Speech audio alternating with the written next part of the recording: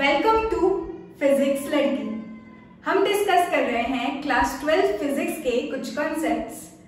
तो अब तक हम डिस्कस कर चुके हैं एनसीईआरटी के इलेक्ट्रिक फ्लक्स तक के सारे टॉपिक्स। अगर आपने वो वीडियोस ना देखी हो तो उसकी लिंक जो है नीचे आपको डिस्क्रिप्शन बॉक्स में मिल जाएगी। इलेक्ट्रिक फ्लक्स स्टार्ट करने से पहले हम डिस्कस करते हैं एरिया वेक्टर। एरिया वेक्टर, जी हाँ, एरिया भी एक कैसी क्वांटिटी है? एक वेक्टर क्वांटिटी है।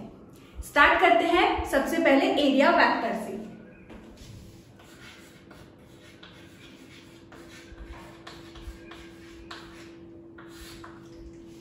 एरिया वेक्टर क्वांटिटी है कैसे? जैसे कि अगर हमारे पास यहां पर है एक रिंग, ठीक, एक रिंग है यहां पर। इस रिंग में से हमने क्या पास कराया है? सपोज कर लेते हैं वाटर को पास कराया। ये हमारे पास यहाँ पर ऐसे रिंग रखी हुई है और इस तरफ से हमने फ्लो करवाया है किसको? वाटर को, ठीक। अब इस रिंग में से जितना वाटर फ्लो होता है, आपने फ्लूइड में ये पढ़ा होगा कि अगर पाइप है, पाइप में रेट ऑफ फ्लो जो होता है ना, रेट ऑफ फ्लो जो होता है उसको हम क्या बोलते हैं? Volume flux. कितना वाटर जो है उस पाइप में से फ्लो हो रहा है ना, rate of flow of water या rate of flow of fluid, हम उसको क्या बोल रहे हैं? वॉल्यूम फ्लक्स बोल रहे हैं। वो हम डिस्कस अभी नहीं कर रहे हैं। हमारे पास अभी क्या है? देखो, एक रिंग है, ठीक। इस रिंग में से यहां से पास हो रहा है वाटर, ठीक। तो इस रिंग में से यहां से वाटर जो है वो पास हो रहा है, ठीक। तो अगर हम इस रिंग को परपेंडिकुलर पकड़े फ्लो ऑफ वाटर के, ठीक, ये हमारी रिंग है ना, ये हमारी रिंग और ये हमारा हो गया फ्लो ऑफ वाटर, ठीक। तो हमने क्या पकड़ा है? ये जो सरफेस है हमारी, उसका हमारा जो सरफेस है वो सरफेस हमारी फ्लो ऑफ वाटर के कैसा होना चाहिए? परपेंडिकुलर होना चाहिए, ठीक है। तभी इसमें से वाटर जो है वो पास हो सकेगा।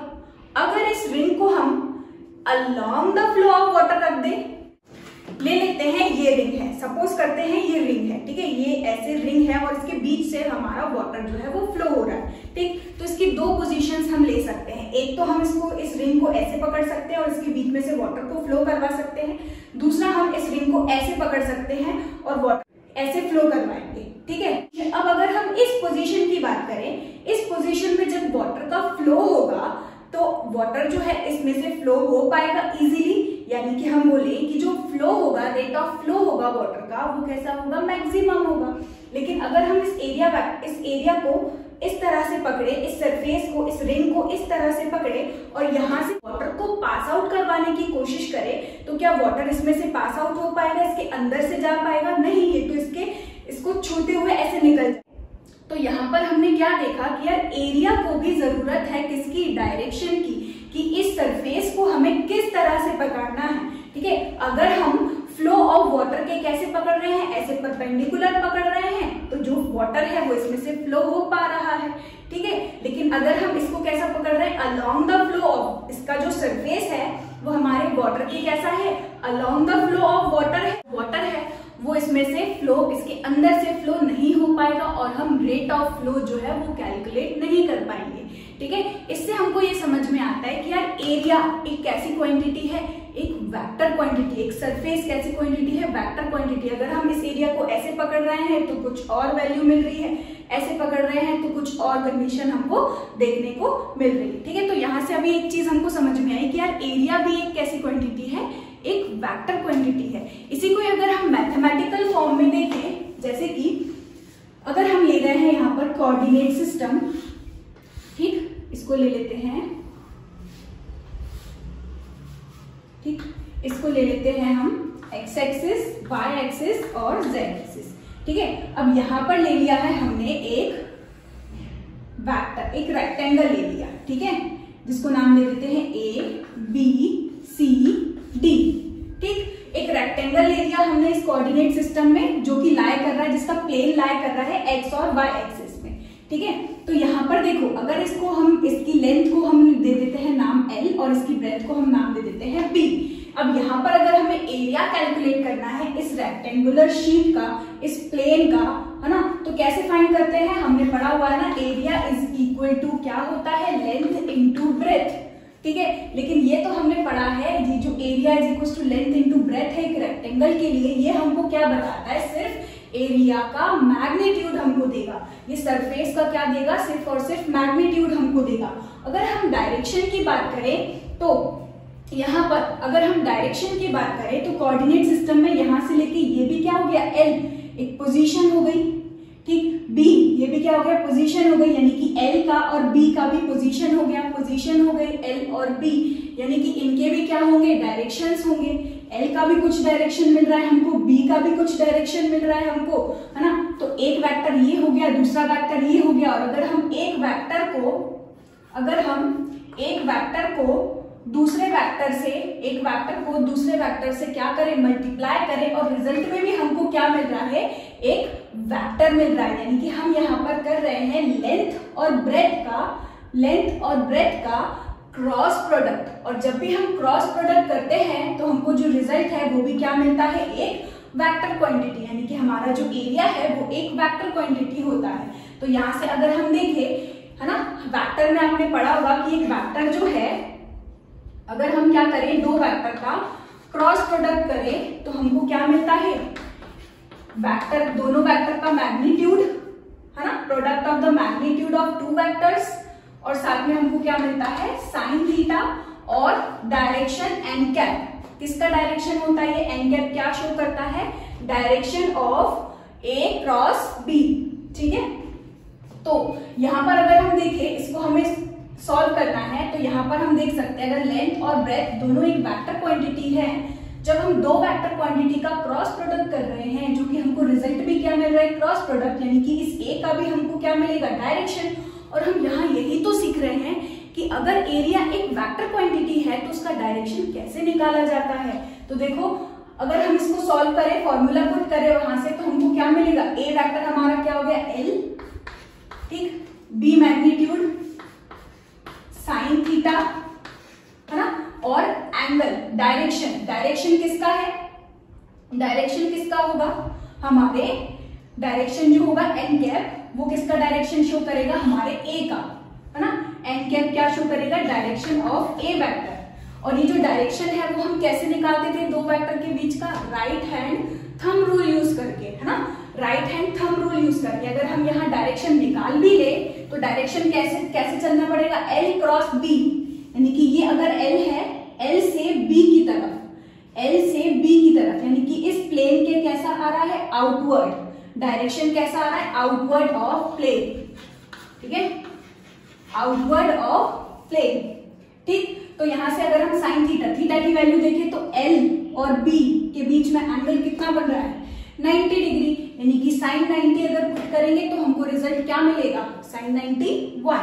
तो यहाँ से ए जो है हमको वो क्या मिल रहा है, देखो एल, ए वेक्टर हमको क्या मिल रहा है, एल इंटू बी, और डायरेक्शन हमको मिल रहा है उसका, जो कि कैसा है, आउटवर्ड, है ना, जो कि कैसा है, आउटवर्ड। तो यहाँ से हमको क्या समझ में आया, एरिया एक वेक्टर क्वांटिटी है जो कि हमको क्या देता है, product of length into breadth, यानी कि क्या होगा ये, मैग्नीट्यूड ऑफ एरिया, आउटवर्ड मतलब कि ये क्या शो करेगा, डायरेक्शन ऑफ एरिया वेक्टर, ठीक है। तो यहां से हमको ये समझ में आया कि अगर हमारा एक वेक्टर लेंथ है, दूसरा वेक्टर ब्रेथ है, तो L क्रॉस B जब हमने किया तब हमको एरिया वेक्टर मिल रहा है जिसका डायरेक्शन कहाँ होगा, आउटवर्ड, ठीक। इसके अंदर भी हो सकता है, ठीक। अगर हम क्या करें, B क्रॉस L करें तो इसके अंदर भी हम इसको ले सकते हैं, ठीक। एक प्लेन के जो एरिया का डायरेक्शन होता है, एरिया वेक्टर का जो डायरेक्शन होता है वो इसके आउटवर्ड भी हो सकता है। इधर ही अगर हम क्या करते, B क्रॉस L कर देते, हमारा B, ये L, तो B क्रॉस L जब हम करते तो हमको डायरेक्शन कहाँ मिलता, अंदर की तरफ। दोनों डायरेक्शन सही है, आउटवर्ड डायरेक्शन भी सही है और इनवर्ड डायरेक्शन भी सही है। प्लेन सरफेस के लिए बस एरिया का डायरेक्शन कैसा होना चाहिए, देखो परपेंडिकुलर टू द सरफेस, ऐसे ले रहे हैं तो भी परपेंडिकुलर टू द सरफेस। तो यहाँ से हमको समझ में आई बात, अगर हम प्लेन सरफेस की बात कर रहे हैं, प्लेन या फिर 2D सरफेस की बात कर रहे हैं, तो 2D सरफेस में जो एरिया वेक्टर हमको देखने को मिला उसका डायरेक्शन कैसा आया है, नॉर्मल टू द सरफेस या नॉर्मल टू द प्लेन, ठीक है, नॉर्मल टू द प्लेन। ठीक, आउटवर्ड लेना भी सही है, इनवर्ड लेना भी सही है। ठीक, अब ये डिपेंड करेगा पर्टिकुलर क्वेश्चन के लिए। अगर हम आउटवर्ड लेके चल रहे हैं तो हम हमेशा उस क्वेश्चन को जब तक वो कंप्लीटली सॉल्व नहीं हो जाता तब तक हम आउटवर्ड डायरेक्शन ही लेंगे उसको। हम ऐसा नहीं कर सकते हैं कि एक ही क्वेश्चन में हम कभी आउटवर्ड डायरेक्शन ले, कभी इनवर्ड डायरेक्शन ले, कभी आउटवर्ड नहीं। एक पर्टिकुलर क्वेश्चन में अगर आपने एरिया वेक्टर का डायरेक्शन फिक्स कर दिया है 2D सरफेस के लिए, प्लेन सरफेस के लिए, है ना, आउटवर्ड लिया है, तो हमेशा उसको कंप्लीट करने तक वो आउटवर्ड डायरेक्शन ही चूज करते रहेंगे उस क्वेश्चन में। ठीक है, तो यहाँ हमने क्या देखा कि एरिया भी एक वेक्टर क्वांटिटी है, उसका डायरेक्शन कैसे निकाला जाता है, इस तरह से right hand thumb rule use करके। ठीक, यहां पर अगर मैं एक और एग्जांपल लूं,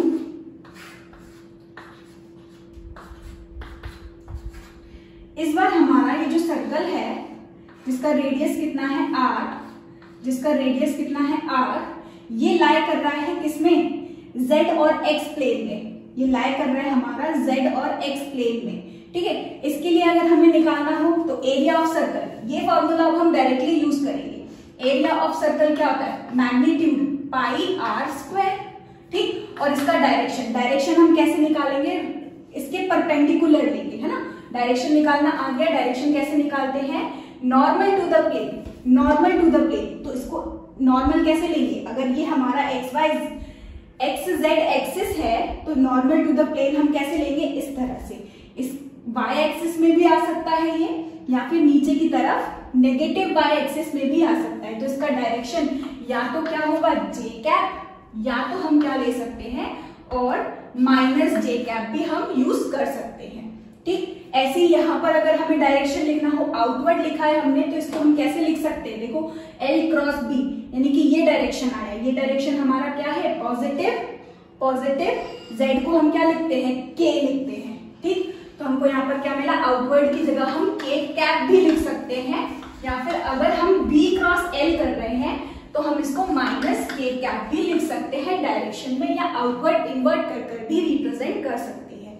ठीक, तो हमें अब समझ में आ गया एरिया क्या है, एक वेक्टर क्वांटिटी जिसका डायरेक्शन 2D सरफेस के कैसा होता है, 2D सरफेस के लिए कैसा होता है, normal to the plane. Normal कैसा हो सकता है, आउटवर्ड या इनवर्ड, डिपेंड करेगा हमारे क्वेश्चन पे हम कैसे यूज कर रहे हैं उसको। ठीक, तो हमने देखा एरिया एक वेक्टर क्वांटिटी है जिसका मैग्नीट्यूड भी होगा और डायरेक्शन भी होगा। 2D सरफेस के लिए हम कैसे निकालेंगे, परपेंडिकुलर लेंगे। सरफेस के कैसा लिया, परपेंडिकुलर लिया। इधर ही अगर क्या होता, एक स्क्वायर होता ऐसे, एक्स वाई प्लेन में अगर हमारा क्या होता, ऐसा स्क्वायर होता। ठीक, तो हम इसको कैसे लेते हैं, स्क्वायर का एरिया क्या होता है, ए क्रॉस ए, है ना, साइड इनटू साइड, तो हम उसको कैसे लेते, ऐसे लेते। तो ये भी क्या हो जाता, z प्लस के एक्सिस में या फिर माइनस के एक्सिस में। आई होप आपको डायरेक्शन निकालना आ गया हो। डायरेक्शन सिंपली हम कैसे निकालते हैं, right hand thumb rule use करके। किसके केस में, 2D सरफेस के लिए। 3D सरफेस का क्या, तो अब देखते हैं हम 3D सरफेस में हम क्या करें। अब अगर हमारे पास 3D सरफेस हो, 3D सरफेस यानी कि कुछ इस तरह से,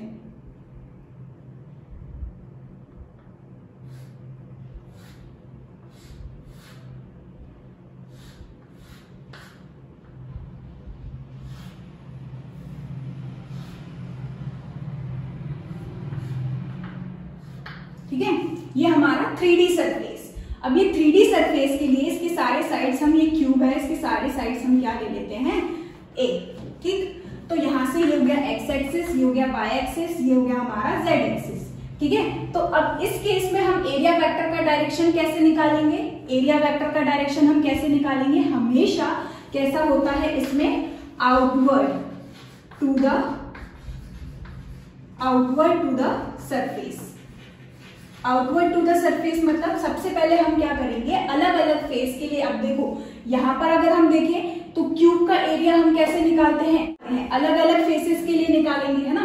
तो ऐसे हम क्या करेंगे, इसका जो डायरेक्शन है वो भी पहले क्या करेंगे, अलग अलग के लिए निकालते हैं। जैसे अगर ऊपर वाले के लिए निकाले तो ऊपर भी क्या है, एक स्क्वायर, तो ऊपर वाले के लिए जो हम एरिया निकालेंगे उसमें क्या होगा, A क्रॉस A, जो कि कैसा मिलेगा हमको, ऊपर की तरफ, है ना। ऊपर वाले में हमको कैसा मिलेगा, ऐसे ऊपर की तरफ। एरिया का डायरेक्शन कहाँ होगा, ऊपर की तरफ। अब यहाँ पर ऊपर की तरफ भी ले सकते थे हम, जैसे प्लेन में हमने बात किया था, या नीचे की तरफ भी ले सकते थे, लेकिन हमारा जो 3D सरफेस होता है उसमें कभी भी हमें अंदर की तरफ वाला वेक्टर लेना ही नहीं है।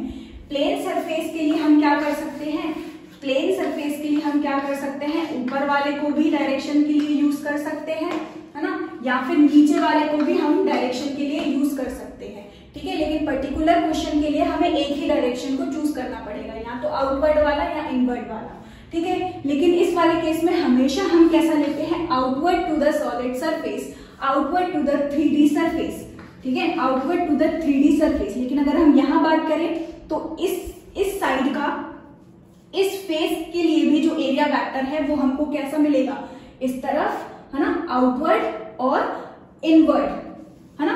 तो इसके दो डायरेक्शन हमको मिल रहे हैं, एक तो बाहर की तरफ A क्रॉस A करके, या तो अंदर की तरफ मिलेगा A क्रॉस A करके, ठीक है। लेकिन अंदर वाला हमको नहीं लेना है। इधर भी देखें तो आउटवर्ड, इधर भी देखें तो आउटवर्ड, ठीक। तो एक सॉलिड सरफेस के लिए एरिया वेक्टर हम कैसे निकालते हैं, outward to the surface, outward to the surface, inward वाला नहीं लेना है हमको, ठीक है। आउटवर्ड टू द सरफेस, हर तरफ से कैसा होगा, आउटवर्ड होगा। इधर ही अगर हमारे पास क्या होता, एक स्फीयर होता, ठीक है, यहां पर रखा हुआ है एक सॉलिड स्फीयर, ठीक, यहां पर रखा हुआ है एक सॉलिड स्फीयर। तो इस सॉलिड स्फीयर के लिए भी हम क्या करेंगे, डायरेक्शन निकालेंगे, लेकिन हर एक पॉइंट पर, ठीक। इस पॉइंट पर डायरेक्शन निकाला, इस पॉइंट पर अगर हम डायरेक्शन देखें तो हमारा जो सरफेस है वो कैसा हो गया, छोटा सा सरफेस हो गया। छोटे से सरफेस को हम कैसे रिप्रेजेंट करते हैं, DA करके या फिर DS करके। तो अब इस पॉइंट पे ऐसे सरफेस के लिए भी यहाँ ये जो एरिया वेक्टर होगा, ये जो एरिया होगा, है ना, ये इसका एरिया, कंप्लीट एरिया क्या होगा, A, लेकिन इतना सा एरिया जो होगा वो क्या कहलाएगा, DA। तो हमारा ये जो A वेक्टर जो ऊपर की तरफ आया है डायरेक्शन, ये किसके लिए है, इस छोटे से एरिया के लिए है, DA के लिए है, ठीक है। इस तरफ निकालेंगे, ये DA2 सपोज कर लो, इसके लिए इस तरफ आ जाएगा, ठीक। तो हम सॉलिड सरफेस के लिए क्या करते हैं, क्योंकि सॉलिड सरफेस में डायरेक्शन हर पॉइंट पे कैसा मिलेगा हमको, अलग अलग, तो हम अलग अलग डायरेक्शन निकालेंगे। कैसे, हम छोटा सा एलिमेंट ले लेते हैं, इस एलिमेंट को हम क्या कहते हैं, एरिया एलिमेंट, एरिया एलिमेंट, ठीक है।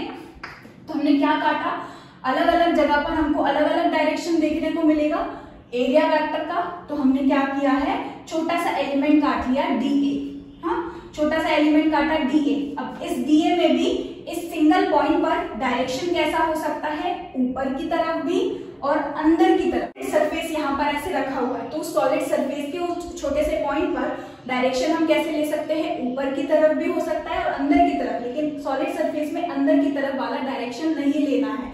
कहाँ लेना है डायरेक्शन, हमेशा outward from the solid surface, बाहर की तरफ। इधर इस पॉइंट पे निकालेंगे तो सरफेस एलिमेंट हमारा क्या हो गया, DA, हाँ, इसका डायरेक्शन आउटवर्ड। इधर निकालना है एरिया वेक्टर का डायरेक्शन आउटवर्ड, इधर निकालना है आउटवर्ड, इधर निकालना है आउटवर्ड, इधर निकालना है आउटवर्ड। तो हर बार हमारा एक सॉलिड सरफेस के लिए एरिया वेक्टर का डायरेक्शन कैसा होता है, हमेशा outward from the solid surface. ये पॉइंट आपको याद रखना है, ये बहुत काम में आएगा, बहुत इंपॉर्टेंट पॉइंट है ये, जो कि आपको आगे भी हेल्प करेगा गॉस लॉ में, ठीक है। तो यहाँ पर हमको समझ में आया, एक प्लेन के लिए, एक प्लेन सरफेस के लिए हम डायरेक्शन दो डायरेक्शन ले सकते हैं, ऊपर वाला अपवर्ड डायरेक्शन, डाउनवर्ड डायरेक्शन, या फिर हम आउटवर्ड या इनवर्ड डायरेक्शन ले सकते हैं। लेकिन एक सॉलिड सरफेस के हमेशा कैसा लेना है, आउटवर्ड लेना है, बाहर की तरफ, बाहर की तरफ, बाहर की तरफ वाला ही हम जो डायरेक्शन है एरिया वेक्टर का वो चूज करते हैं, ठीक है। तो ये था एरिया वेक्टर, और एरिया वेक्टर का डायरेक्शन एक प्लेन सरफेस और एक सॉलिड सरफेस के लिए कैसे लिया जाता है। अब हम देखेंगे मेन टॉपिक इलेक्ट्रिक फ्लक्स, जिसके लिए हम ये सब पढ़ रहे थे। तो अब हम डिस्कस करते हैं इलेक्ट्रिक फ्लक्स।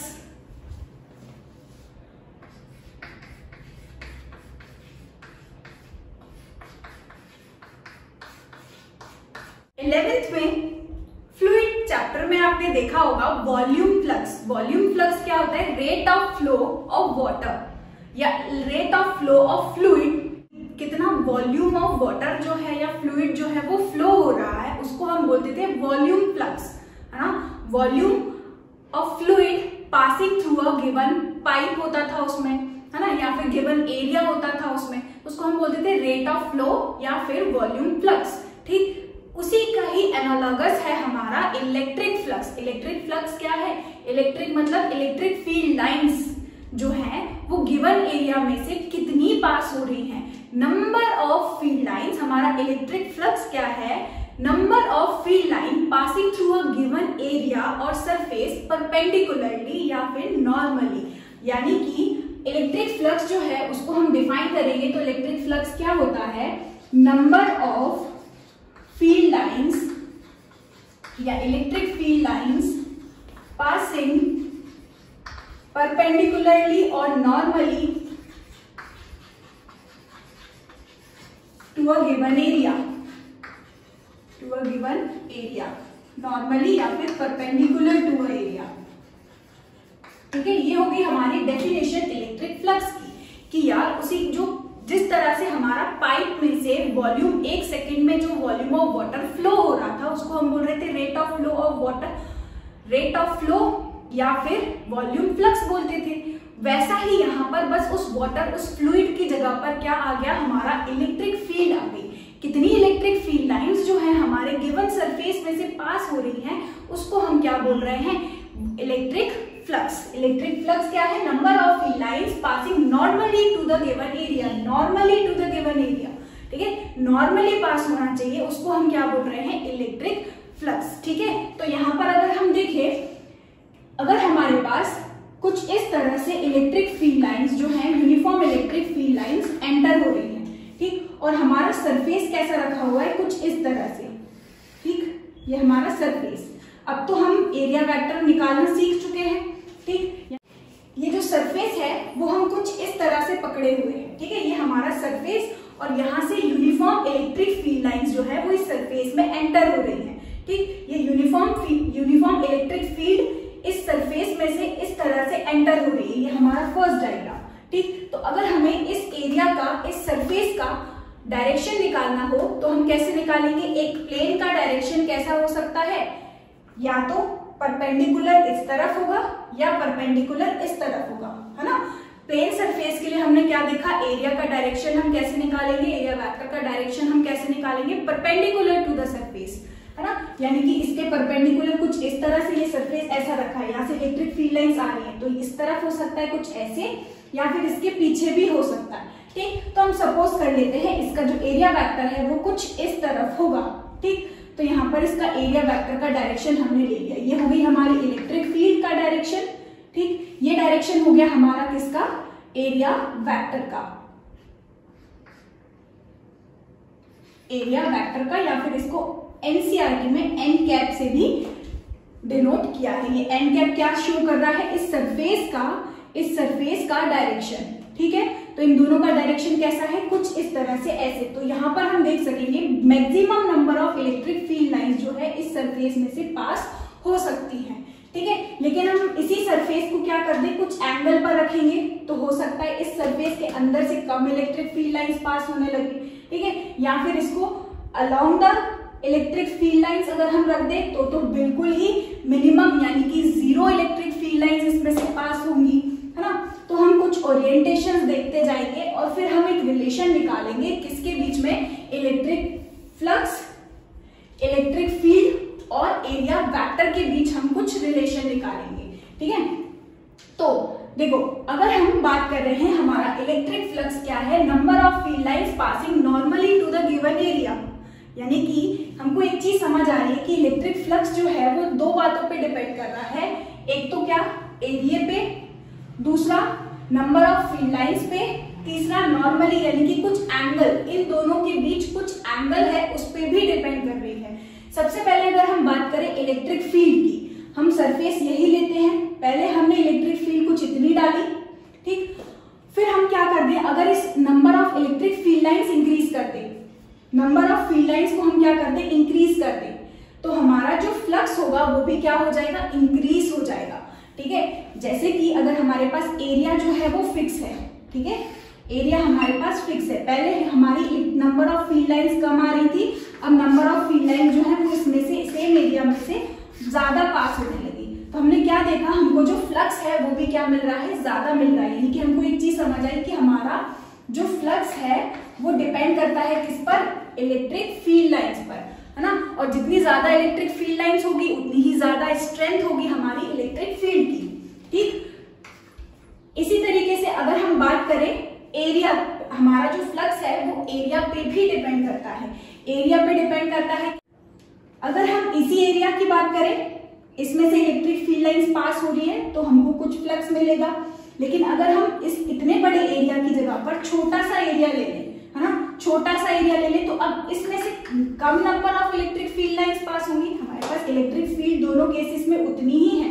ठीक है, ये पहला एरिया हमारा कैसा है, एरिया पहले कैसा है, A1 जो है हमारा बड़ा है और A2 जो है वो छोटा है। तो इस बड़े वाले में से ज्यादा इलेक्ट्रिक फील्ड लाइंस निकलेंगी तो हमारा जो फ्लक्स होगा वो भी हमको क्या मिलेगा, ज्यादा मिलेगा, है ना। रेट ऑफ फ्लो जो होगा इलेक्ट्रिक फील्ड लाइंस का वो कैसा होगा, ज्यादा होगा। अगर हमारा एरिया कैसा है, बहुत छोटा सा है, तो इसमें से कम नंबर ऑफ फील्ड लाइंस निकलेंगी। कम नंबर ऑफ फील्ड लाइंस निकलेंगी मतलब कि क्या होगा, हमारा जो इलेक्ट्रिक फ्लक्स होगा वो कैसा हो जाएगा, कम हो जाएगा। मतलब अगर हमारा एरिया कम है तो फ्लक्स भी हमको कम मिल रहा है, एरिया ज्यादा है तो फ्लक्स हमको ज्यादा मिल रहा है। यानी कि हमको एक और चीज समझ में आई कि हमारा जो फ्लक्स है वो डिपेंड करता है किस पर, एरिया पर भी डिपेंड करता है।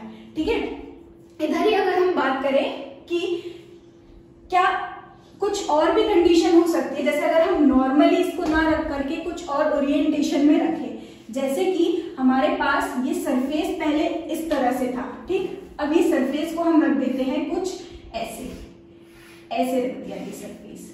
ठीक, तो इलेक्ट्रिक फील्ड लाइंस अभी भी कुछ इस तरह से जा रही हैं, ये हमारी इलेक्ट्रिक फील्ड लाइंस, है ना। और हमारा ये जो सरफेस है, इलेक्ट्रिक फील्ड लाइंस ऐसे हैं, है ना, और हमारा ये सरफेस जो है वो कुछ ऐसे है, इस तरह से। तो यहाँ पर हम देखेंगे इसका एरिया वेक्टर इस डायरेक्शन में होगा, ये हमारा यहाँ पर ऐसा कुछ एरिया वेक्टर होगा। ठीक है, ऐसे रखा हुआ है ये सरफेस, एरिया वेक्टर कुछ इस तरह से होगा और इलेक्ट्रिक फील्ड लाइंस ऐसी सीधी जा रही है। ठीक, तो हमने क्या देखा इस बार, हमारा ये जो है एरिया वेक्टर, ये हो गया हमारा एरिया वेक्टर और ये हो गई हमारी इलेक्ट्रिक फील्ड लाइंस। तो इस बार हमने क्या देखा, हमारी इलेक्ट्रिक फील्ड लाइंस और एरिया वेक्टर के बीच कुछ एंगल बन रहा है थीटा। ठीक, कुछ एंगल बन रहा है थीटा। तो यहाँ पर अगर हम इस थीटा को, क्योंकि एक वेक्टर है, एरिया क्या है, एक वेक्टर है, तो हम इसको क्या कर सकते हैं, रिजॉल्व कर सकते हैं दो कंपोनेंट में। तो अगर हम इस एरिया वेक्टर को रिजॉल्व करें तो इसका यहाँ पर एक कंपोनेंट आएगा थीटा के अलोंग, एरिया का एक कंपोनेंट आएगा a cos थीटा। इसी के ही परपेंडिकुलर यहाँ पर हमको देखने को मिलेगा एरिया का दूसरा कंपोनेंट जो कि होगा एरिया का साइन थीटा। तो यहाँ पर अगर हम इन दोनों कंपोनेंट में से देखें, ठीक है, तो पहला कंपोनेंट जो है वो हमारी इलेक्ट्रिक फील्ड के कैसा है, अलोंग है, अलोंग द इलेक्ट्रिक फील्ड है। यानी कि ऐसा समझो पानी का जो फ्लो है वो हमारे एरिया पे कैसा है, पैरेलल है, पैरेलल है, मतलब पानी का जो फ्लो है वो ज्यादा होगा, है ना। यानी कि रेट ऑफ फ्लो जो है वो ज्यादा हो जाएगा हमारे गिवन सरफेस से। यानी कि हमारा इसी तरीके से अगर हम कंपेयर करें इलेक्ट्रिक फील्ड लाइंस को, तो अब जो कंपोनेंट हमारा इलेक्ट्रिक फील्ड के अलोंग है एरिया का, उसकी वजह से इलेक्ट्रिक फील्ड जो होगी, इलेक्ट्रिक फ्लक्स जो होगा वो कैसा हो जाएगा, मैक्सिमम हो जाएगा। यानी कि अब हमको ये भी समझ में आ रहा है कि एंगल पर भी हमारा जो फ्लक्स है वो डिपेंड करता है।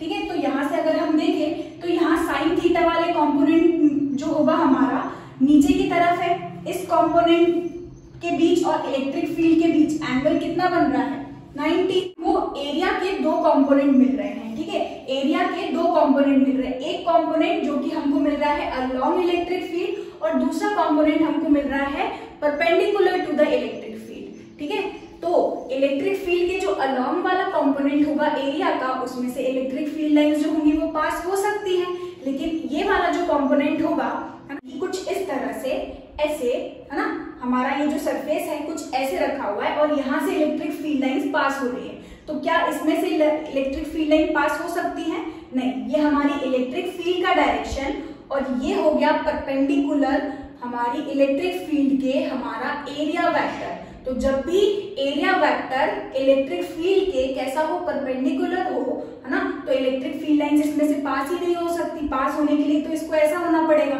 ऐसे होना पड़ेगा, तभी इसके अंदर से पास हो सकती है। यानी कि हमारा सरफेस कुछ ऐसे रखा है ना, तो यानी कि ये साइन थीटा वाला कंपोनेंट तो यहाँ पर आएगा ही। तो हमको क्या पता चला कि हमारा जो फ्लक्स है वो डिपेंड करता है एरिया किस पर, ये डिपेंड कर रहा है एरिया के कॉस थीटा वाले कंपोनेंट पर।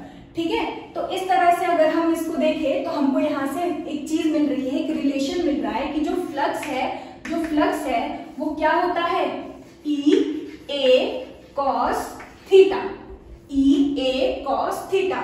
यहाँ पर अगर हम देखें तो ई क्या है, मैग्नीट्यूड इलेक्ट्रिक फील्ड का, ए क्या है, मैग्नीट्यूड एरिया का, है ना, और कॉस थीटा क्या है, theta is the angle between electric field and area vector. यहाँ पर हमने देखा ना, ये जो थीटा था हमारा, ये थीटा किसके बीच का एंगल है, एरिया वेक्टर और ये इलेक्ट्रिक फील्ड के बीच का एंगल है। ठीक, तो यहाँ से हमको मिल गया कि फ्लक्स जो है वो क्या होता है, ई ए कॉस थीटा।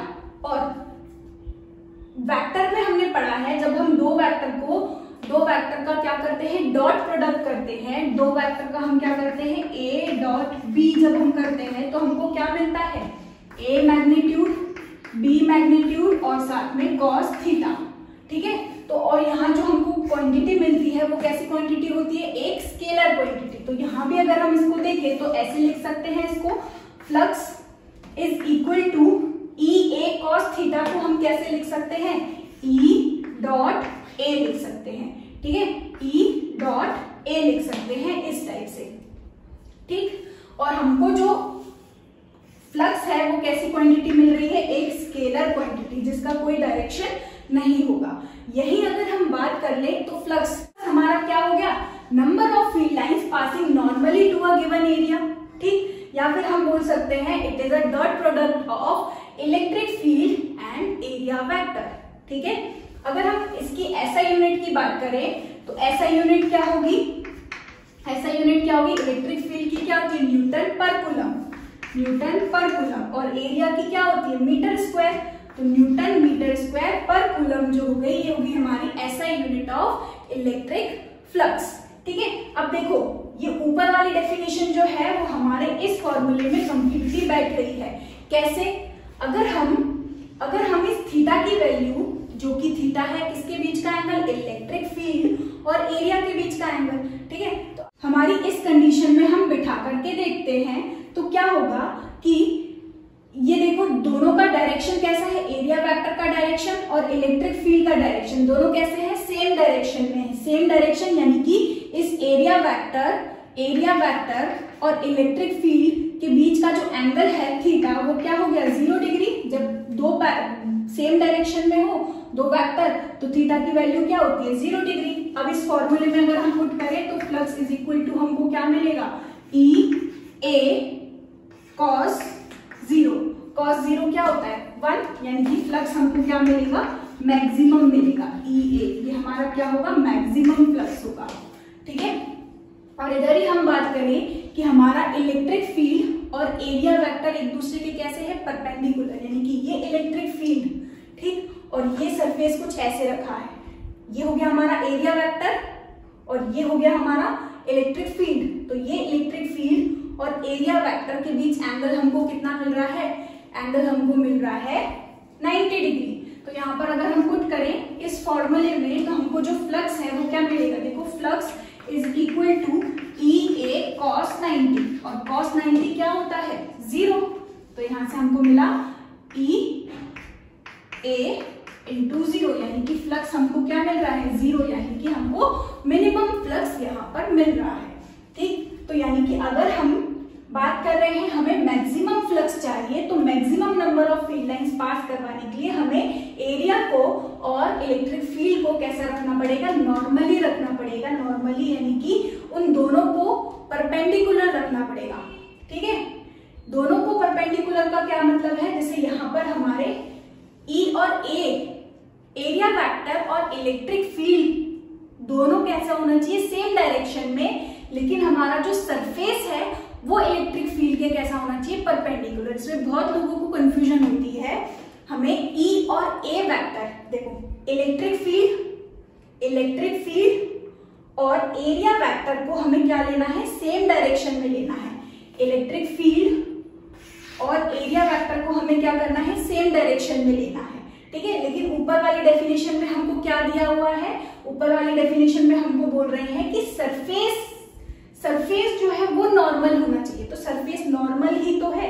देखो यहाँ पर अगर हम बात करें, ये इलेक्ट्रिक फील्ड, ये एरिया वेक्टर, दोनों कैसे हैं, सेम डायरेक्शन में है। लेकिन अगर हम सरफेस की बात करें तो ये है ना सरफेस, तो सरफेस क्या है, ये। तो सरफेस और इलेक्ट्रिक फील्ड के बीच में एंगल कितना बन रहा है, ये 90 डिग्री है ना, ये 90 डिग्री। तो यहाँ पर ये जो नॉर्मली लिखा हुआ है, ये क्या लिखा हुआ है, एरिया जो हमारा सरफेस है, एक्चुअल सरफेस के परपेंडिकुलर होंगी हमारी फील्ड लाइंस, और इलेक्ट्रिक फील्ड और एरिया वेक्टर कैसा होना चाहिए, सेम डायरेक्शन में होना चाहिए, दोनों एक दूसरे के पैरेलल होना चाहिए, ठीक।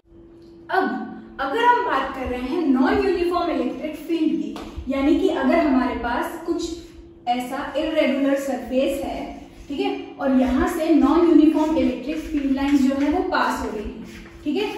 Non uniform electric field lines जो है वो यहाँ से पास हो रही है, ठीक है। तो यहाँ पर हम इस कंडीशन के लिए क्या करते हैं, वो सेम फॉर्मूला अप्लाई नहीं कर सकते हैं कि flux is equal to E dot A या फिर ई डॉट एस। हम ये फॉर्मूला यहाँ पर अप्लाई नहीं कर सकते हैं। उसके लिए हमें क्या करना पड़ेगा, उसके लिए हम क्या करते हैं, छोटे छोटे एरिया के एलिमेंट लेते हैं। यहाँ पर हम यूज करते हैं एरिया के एलिमेंट। एरिया एलिमेंट यानी कि जैसे कि यहाँ पर हमने काटा छोटा सा सरफेस, है ना, छोटे से सरफेस को हम क्या बोलते हैं, एरिया एलिमेंट, या फिर हम बोल सकते हैं ds, ठीक। तो इस ds, इस छोटे से एरिया पर अगर हम देखें इलेक्ट्रिक फील्ड, तो इस छोटे से एरिया पर जो इलेक्ट्रिक फील्ड यहाँ पर इस पॉइंट पर आ रही होगी, वो इस सरफेस के लिए कैसी हो जाएगी, इस पूरे सरफेस पे जो भी इलेक्ट्रिक फील्ड होगी वो कैसी हो जाएगी, कांस्टेंट।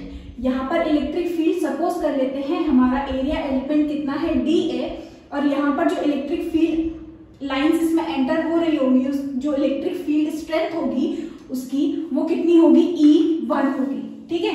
और दूसरा एलिमेंट हम काट लेते हैं, यहाँ पर सेम यही एरिया काट रहे हैं हम, तो कितना ले लेंगे, dA, और यहाँ पर जो इलेक्ट्रिक फील्ड पास हो रही होगी वो हमने कितनी ले ली, E2, है ना। यहाँ पर कट किया, सेम वही एलिमेंट काट रहे हैं इसलिए dA, और इलेक्ट्रिक फील्ड यहाँ पर अब कुछ और होगी इसलिए हमने इसको ले लिया E3। इस तरह से हम क्या कर सकते हैं, पूरे सरफेस में हम काट सकते हैं छोटे छोटे एरिया एलिमेंट। उन छोटे छोटे एरिया एलिमेंट की वजह से जो इलेक्ट्रिक फील्ड होगी यहाँ पर हमको फ्लक्स कुछ और मिलेगा, उसको हम ले लेते हैं d∅1। छोटा सा एरिया है तो छोटा सा फ्लक्स हमको मिलेगा, छोटा सा एरिया है, E2 की वजह से छोटा सा फ्लक्स हमको यहाँ मिलेगा, है ना।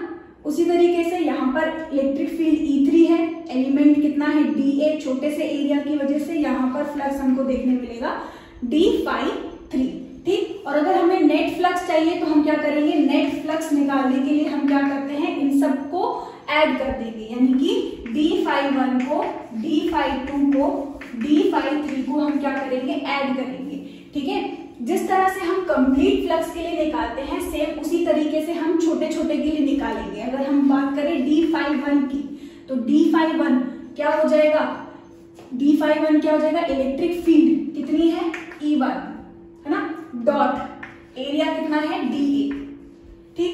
इसी तरीके से अगर हम बात करें d∅2, तो इलेक्ट्रिक फील्ड कितनी है, E2, डॉट ये कितना है, dA। यहां पर अगर हम देखें d∅3, E3 डॉट dA, इस तरह से। और अगर हमारे पास हम n एलिमेंट काटेंगे तो हम क्या लिखेंगे, d∅n, जो कि होगा En डॉट dA, ठीक। सबको हम कंबाइन करके यहाँ पर लिखेंगे तो किस तरह से लिख सकते हैं, E1 dot dA plus E2 dot dA plus E3 dot dA and so on up to En dot dA, ठीक। फिर इसका हम क्या कर सकते हैं, समेशन लगा करके लिख सकते हैं, summation i is equal to 1 to n हम लिख सकते हैं, है ना। और ei डॉट dA हम यहाँ पर कर सकते हैं। लेकिन क्या कर रहे हैं, कुछ इस तरह का इरेगुलर सरफेस ले रहे हैं, बड़ा सा सरफेस ले रहे हैं, तो हमारा जो समेशन करना है, ऐड करना है, अगर 2-4 क्वांटिटीज हो, 10 क्वांटिटीज हो तो हम ऐड कर भी सकते हैं। लेकिन अगर हम यहाँ देखें तो यहाँ तो हमको बहुत सारे छोटे छोटे एलिमेंट्स काटने पड़ेंगे, तो उसके लिए अगर हम टोटल फ्लक्स निकालने बैठेंगे तो हम क्या कर सकते हैं, उसको डायरेक्टली इंटीग्रेट कर सकते हैं। यानी कि इस नेट को हम ऐसे भी लिख सकते हैं, नेट फ्लक्स, एक फॉर्मूला तो हमारा ये हो गया, ठीक है, net flux is equal to, इस तरह से हम इसको लिख सकते हैं। लेकिन अगर हम बात कर रहे हैं कि बड़ा सा सरफेस है, बड़े से सरफेस के लिए हम क्या करते हैं, इस तरह से छोटे छोटे एलिमेंट्स काटेंगे और सबका अगर समेशन करने बैठेंगे तो कर ही नहीं पाएंगे, है ना। तो इस कंडीशन के लिए हम क्या यूज करते हैं, इंटीग्रेशन। तो हम यहाँ पर बस क्या कर देंगे, इसका समेशन हटा करके इंटीग्रेशन करेंगे। इंटीग्रेशन यानी कि यहाँ पर, क्योंकि हाँ यहाँ पर हम क्या करेंगे, इंटीग्रेशन, ठीक। तो ये होगा इंटीग्रेशन, किसके रिस्पेक्ट में होता है, यहाँ इंटीग्रेशन सरफेस के रिस्पेक्ट में। तो हम यहाँ यूज करते हैं सरफेस इंटीग्रल, इसको बोलते हैं surface integral E dot dA हम लिखेंगे, ठीक है। तो ये एक फॉर्मूला और हो गया हमारा, ठीक। जब बड़ा सा सरफेस हो, है ना, तो उसके लिए हमारा जो फ्लक्स है हम इस तरह से निकालेंगे, ठीक है, अलग अलग। अच्छा, हमारा जो 3D सरफेस है उसमें भी तो हमको डायरेक्शन अलग अलग मिलता है एरिया वेक्टर का, है ना। जैसे अगर हम एक क्यूब की बात करें तो यहाँ पर भी एरिया ऊपर इस तरफ, है ना, नीचे की तरफ इधर, तो हमको एरिया वेक्टर का डायरेक्शन हर सरफेस पर कैसा मिलता है, आउटवर्ड और अलग अलग मिलता है। तो इसके लिए भी हम क्या करेंगे, यही चूज करेंगे, क्योंकि यहाँ पर भी हम एरिया एलिमेंट लेते हैं dA1, इसके लिए हम लेंगे dA2, है ना। तो सबके लिए हम क्या करेंगे, ये वाला फॉर्मूला जो है वो यूज करेंगे, E dot dA solid surface के लिए। और हमारी अगर इलेक्ट्रिक फील्ड कैसी हो, नॉन यूनिफॉर्म हो, उसके लिए भी हम यहाँ पर ये यूज कर सकते हैं, ठीक है। अब हम देखते हैं क्वेश्चन हमारे इलेक्ट्रिक फ्लक्स पे। क्वेश्चन है, if the electric field is given by 6I cap plus 3J cap plus 4K cap, calculate the electric flux through a surface of area 20 units lying in YZ plane। तो हमें यहाँ पर क्या calculate करना है, simple electric flux calculate करना है, किसके लिए, का हमारा लाई कर रहा है सरफेस कैसा, YZ प्लेन में, ठीक है। ये हो गया हमारा YZ प्लेन में हमारा एक सरफेस है, ठीक है। पर हमको सरफेस दे दिया है जिसका मैग्नीट्यूड ऑलरेडी हमको गिवन है। क्या बोल रहे हैं, देखो इलेक्ट्रिक फील्ड लाइन कितनी है, 6I cap plus 3J cap plus 4K cap, calculate the electric flux through a surface of area. Area का मैग्नीट्यूड हमको ऑलरेडी दे दिया, जो कि कितना है, 20 यूनिट्स है। और ये जो सरफेस है वो कैसा लाई कर रहा है, एरिया हमको कितना दे दिया, 20 यूनिट्स, और ये जो सरफेस है वो YZ प्लेन में लाई कर रहा है, ठीक है। अगर YZ प्लेन में लाई कर रहा है यानी कि इसका एरिया वेक्टर अगर हम देखें तो डायरेक्शन कैसा हो जाएगा, डायरेक्शन कैसा हो जाएगा, एक्स एक्सिस में, और एक्स एक्सिस को हम कैसे रिप्रेजेंट करते हैं, I से। यानी कि एरिया वेक्टर हमें लेना होगा तो हम कैसा लेंगे, 20I कैप, ठीक। अब फ्लक्स फाइंड करना है तो फ्लक्स का फॉर्मूला क्या होता है, E डॉट A, है ना, या फिर EA cos थीटा। यहाँ तो एंगल हमको गिवन नहीं है, यहाँ वेक्टर के टर्म्स में गिवन है हमको, तो हम वेक्टर के टर्म्स में इसको सॉल्व करेंगे। E कितना है, 6I cap plus 3J cap plus 4K cap, ठीक है, डॉट एरिया कितना है, 20I कैप, ठीक। अब I डॉट I करते हैं तो हमको क्या मिलेगा, 1, J डॉट I करते हैं तो हमको क्या मिलेगा, 0, K डॉट I करते हैं तो हमको क्या मिलेगा, 0। ये आपने वेक्टर में देखा होगा, है ना। तो यहां से हमको क्या मिलेगा, देखो 6I cap dot 20I cap ही हम कर पाएंगे, बाकी हमको रिजल्ट क्या मिलेगा, यहाँ से I डॉट I भी कितना होता है, 1, है ना। और इसको सॉल्व करेंगे तो 6 2 कितना होगा, 12, तो 120 हमको यहाँ पर रिजल्ट मिलेगा। फ्लक्स देखो कोई डायरेक्शन नहीं आया है, फ्लक्स कैसी क्वांटिटी है, एक स्केलर क्वांटिटी है जिसका हमको आंसर कितना मिल रहा है, 120 यूनिट्स, ठीक है। तो इस तरह से हम फ्लक्स निकालेंगे। इसके बाद है, what is the net flux through any closed surface 3D in a uniform electric field. अगर हमको एक यूनिफॉर्म इलेक्ट्रिक फील्ड दी हुई है कुछ इस तरह से, ठीक, यूनिफॉर्म इलेक्ट्रिक फील्ड दी हुई है हमें कुछ इस तरह से।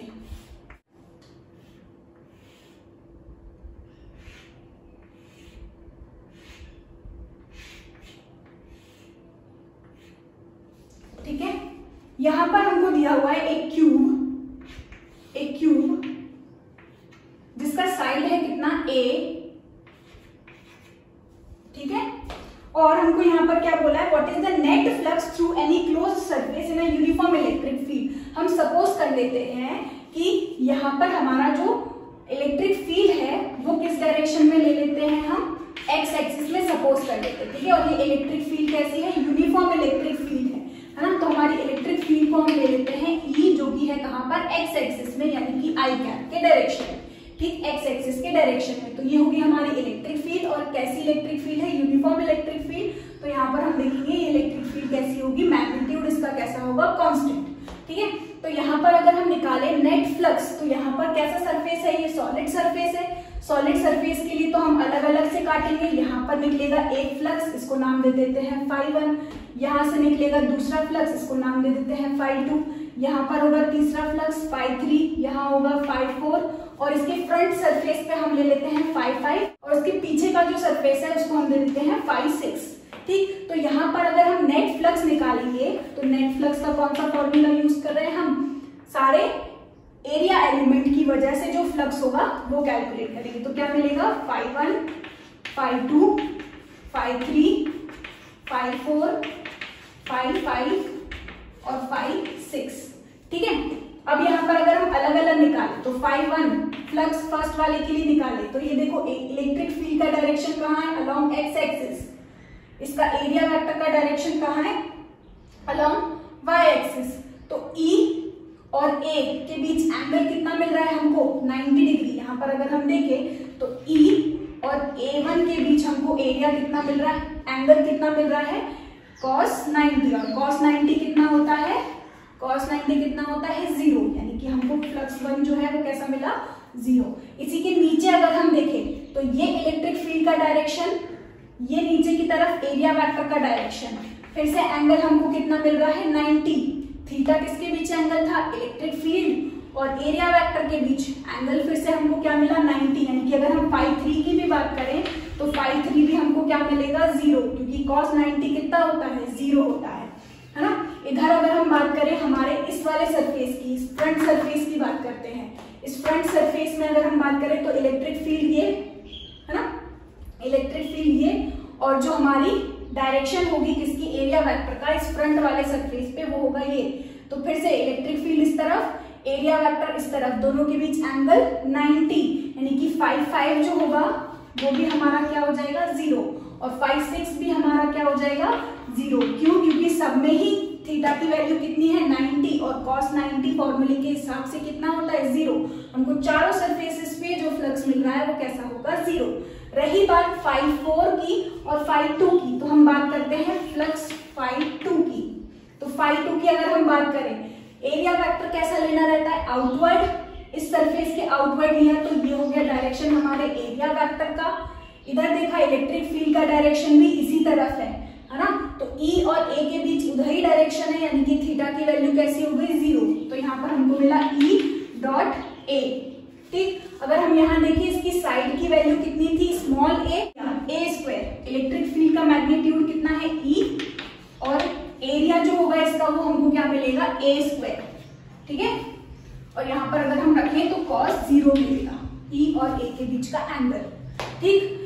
अगर हम बात करें फ्लक्स φ4 की, तो इलेक्ट्रिक फील्ड का डायरेक्शन इस तरफ, और φ4 पे जो एरिया वेक्टर है उसका डायरेक्शन हम कहाँ लेंगे, आउटवर्ड। इस क्यूब के कैसा लेंगे, आउटवर्ड, अंदर की तरफ नहीं लेंगे, किस तरफ लेंगे, ये आउटवर्ड। हमेशा एरिया वेक्टर सॉलिड सरफेस के कैसा होगा, बाहर की तरफ, यानी कि ये डायरेक्शन हो गया हमारे एरिया वेक्टर का, और ये डायरेक्शन हो गया हमारे इलेक्ट्रिक फील्ड का। यानी कि अगर हम बात कर रहे हैं φ4 की, तो यहाँ पर हमको इलेक्ट्रिक फील्ड और एरिया वेक्टर के बीच एंगल कितना मिल रहा है, 180 डिग्री। ये इलेक्ट्रिक फील्ड, ये area vector, angle 180 degree.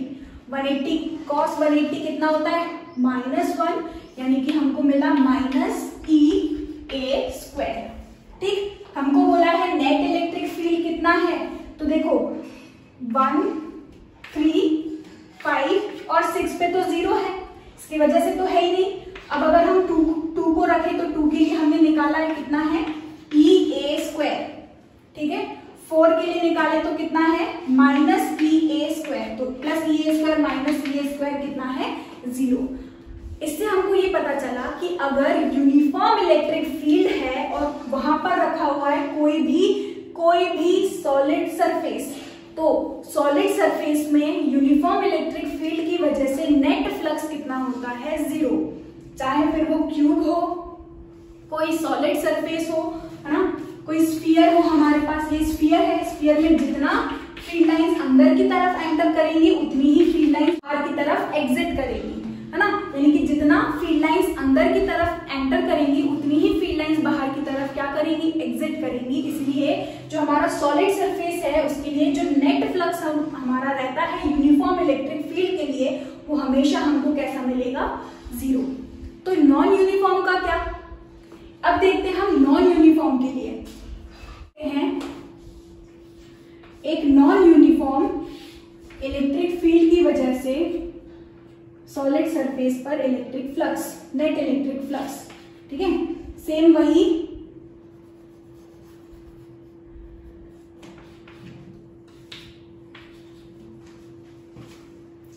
Electric field जो है, इस बार इलेक्ट्रिक फील्ड का मैग्नीट्यूड जो है वो सेम नहीं है। यहां पर हमको दे दिया electric field is equal to XI cap ले लेते हैं, ठीक है। यानी कि इलेक्ट्रिक फील्ड इस बार हमारी कांस्टेंट नहीं है, वो डिपेंड कर रही है किस पर, x पर डिपेंड कर रही है। और यहां पर हमको दे दिया एक क्यूब,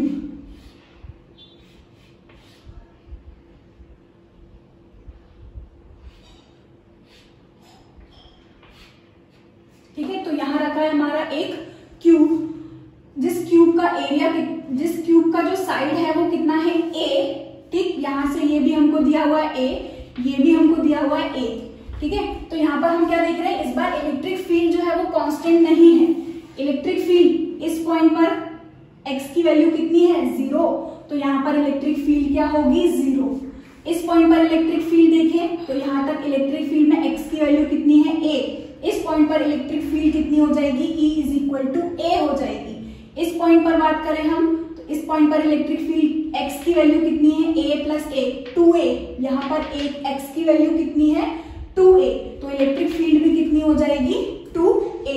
यानी कि इलेक्ट्रिक फील्ड हमारी जो है वो इस बार डिपेंड कर रही है x पर, यानी कि जैसे जैसे डिस्टेंस बढ़ रहा है हमारी इलेक्ट्रिक फील्ड जो है वो भी क्या है इंक्रीज हो रही है, यानी कि नॉन यूनिफॉर्म इलेक्ट्रिक फील्ड है, ठीक। लेकिन इसका डायरेक्शन कहाँ है, अलोंग x एक्सिस ही है।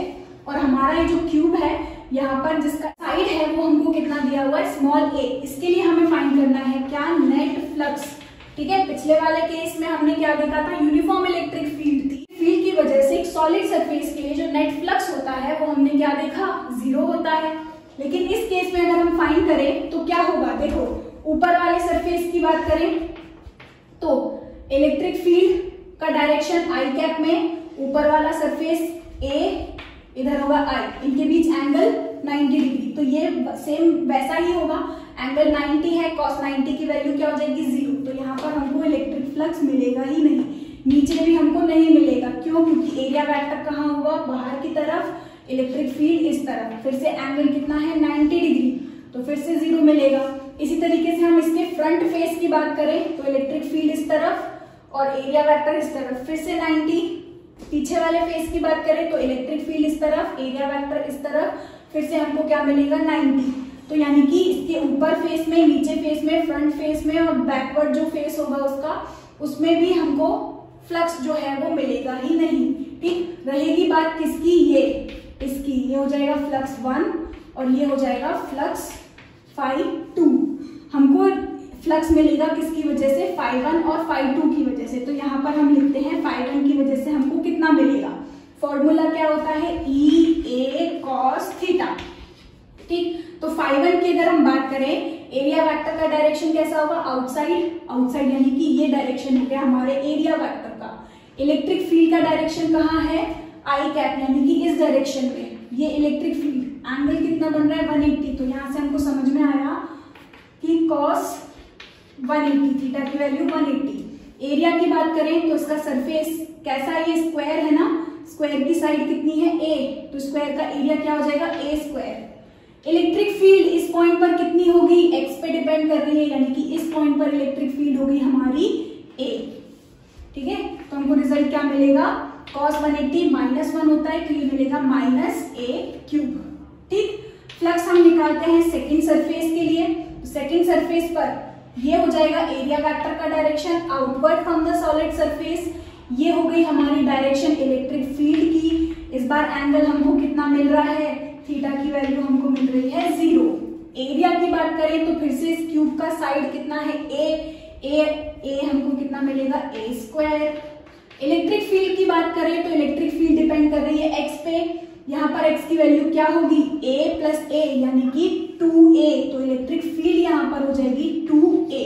तो हमको फ्लक्स कितना मिलेगा 2a³ और cos 0 कितना होता है 1।